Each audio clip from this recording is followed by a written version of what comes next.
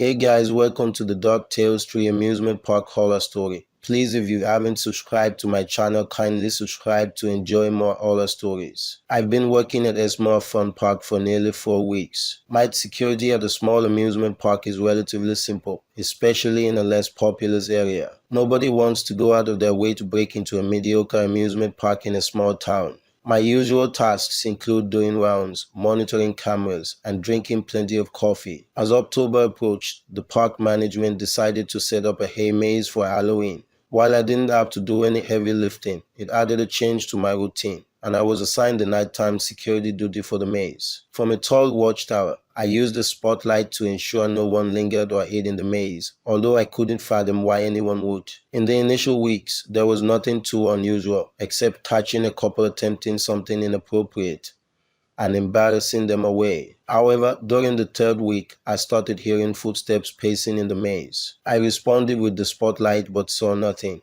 The following nights were the same, footsteps but no visible intruder. On the fourth night, I was prepared. When I heard the footsteps again, I activated the spotlight and finally caught the person in its bin. He was a large man wearing a disturbingly realistic skull mask. He paced back and forth, seemingly unconcerned by the light. I tried to shoo him away but got no reaction. So I decided to investigate further. Heading into the maze, I confronted him with my flashlight and nightstick. However, as I illuminated his back, I was horrified to realize that the skull mask was, in fact, his real face. Frozen in fear, I couldn't escape his magnetic gaze. He approached me, and to my terror, I saw his living skull devouring parts of my face. The next thing I knew, I woke up in my bed, feeling the aftermath of the nightmare. I can't bear to look at my face and know that the monster somehow left me alive. I need to stay strong until I find some nourishment, but I'm starving for fresh meat. Let's get into the second story. During the beginning of summer, I made a decision to visit my local amusement park, which is only open during the summer months. Normally, I would spend my summers indoors, engaging in activities like watching YouTube and playing video games due to my introverted nature.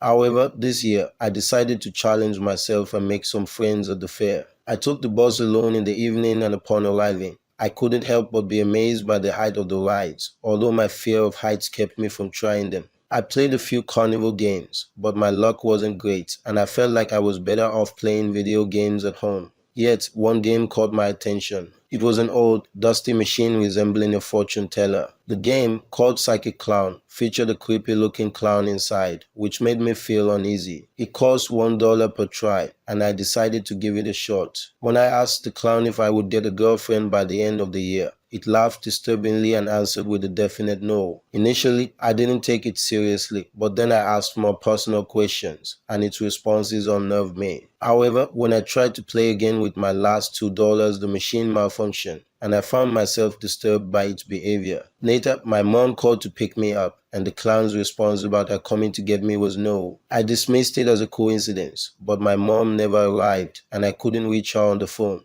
After a series of worrying events, I learned that my mom had been in a car accident and had passed away. I couldn't shake the feeling that somehow the psychic clown was connected to her tragic accident, although I will never be certain. It has been years since her passing, and the memory of that night and the psychic clown still haunts me. Let's get into the third story. My husband has been acting strangely for the past few days, and I can't help but suspect that he's cheating on me. It's not just a baseless accusation. I have valid reasons to be suspicious. He used to come home promptly after work, but lately he's been consistently late for the past several months, avoiding my questions with unsatisfactory answers. Last night, I woke up suddenly and noticed he wasn't beside me. The time was 3 a.m. and my suspicions resurfaced. Curious, I went downstairs and overheard him having a conversation in the kitchen. He seemed to be lying about being at a meeting and agreed to meet the other person tomorrow after taking the day off. As soon as he disconnected the call, I pretended to be asleep as he returned to our bedroom.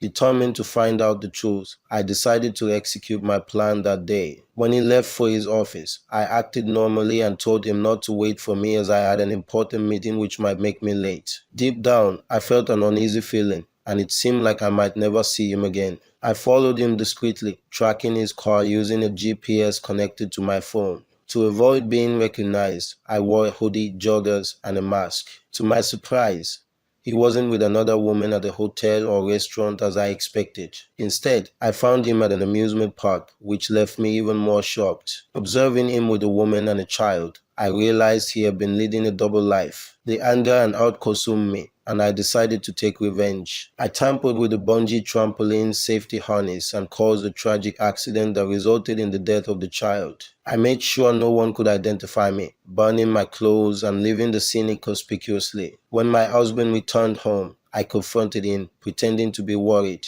I decided to leave him, making him suffer without ever knowing that I was responsible for the tragedy. My plan succeeded, and now he will live with the pain of losing someone he loved, just like I have been feeling. I don't care if I go to hell because I have my revenge, and he will never be able to prove my involvement in the incident. Please don't forget to subscribe to my channel and hit the like button to receive notifications for my upcoming videos. You can also watch more Dark Tales horror stories.